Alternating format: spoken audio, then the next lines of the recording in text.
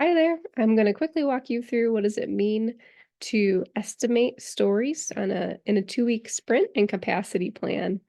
So typically I will pull this up during sprint planning and see if the team wants to make any adjustments. But when I coach a brand new team member to estimate user stories, I typically have a couple things in my mind for best practices. First, that we're going to use here, I'm going to show you the Fibonacci user story point process as an industry best practice method. And we're also going to use kind of Agile's kind of rule of thumb with removing 20% from the get-go, just because of the amount of meetings and other things that hit us during the regular workday.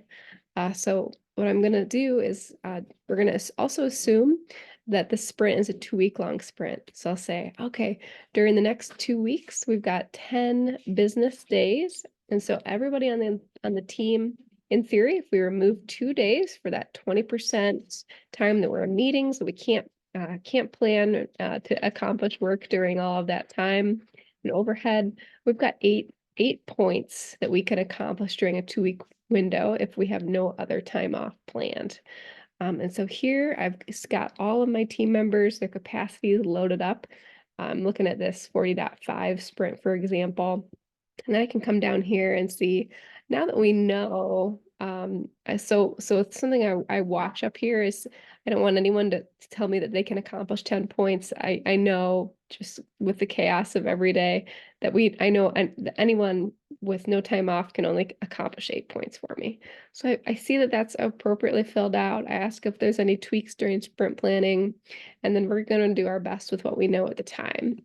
And then we kind of split that up. You'll see this done in different places in different ways, but in general, it's done like this. We're going to spend a big part of our effort on a feature work or something that the business really would like to have happen. And so that's actually 70% of what we dedicate our time to. And right now we're setting aside 30% of our time for things that we don't know about. And we're actually not going to load these actual 9 points into the start of our sprint.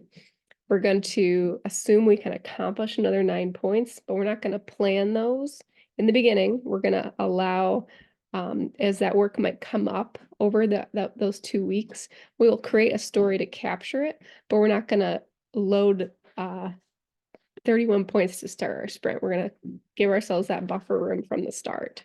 So I'll say, oh, we can plan for 21 user story points. At the start of the sprint, we're going to leave ourselves 9 points for buffer if anything comes up mid sprint. So that's what we're gonna do. So that's the other thing I didn't dive into yet is what is Fibonacci with the sequence of story pointing.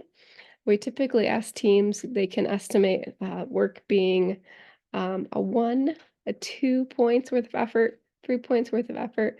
Then we jump to 5 points of effort or 8 points of effort.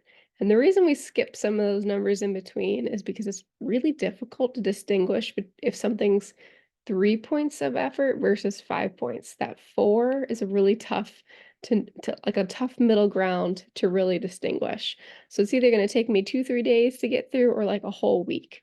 It's hard to say, oh yeah, for sure that's going to be a 4-day thing. So that's why we ask the teams to estimate something to be it's going to be a day. It's going to be a couple days. It's going to be 3 days or 5 or 8, like the entire 2-week period. So that's a little bit of the Fibonacci sequence, a little bit of how we divvy up our time in the sprints, how we set aside buffer room for extra time that we can handle. You will have the scenario too when during your sprint, let's say those 21 points that you've loaded are no longer the top priority for your team. You've got something that came in sideways that you didn't know at the beginning of those 2 weeks, that it now has to be what the team focuses on. You've made that decision with your management, however that process and all that work comes to you. You can then go to your work partner with your product owner and say, okay, team, we've got to remove some of these other user stories to pull in this other work. And you can play with your numbers and go, you know what, we know we can accomplish 30. We've got 10 done. So in theory, we've got another 10, 20 that we can accomplish.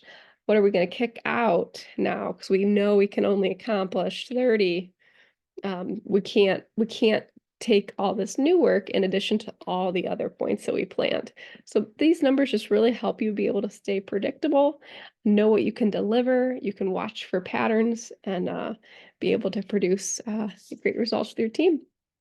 Best of luck.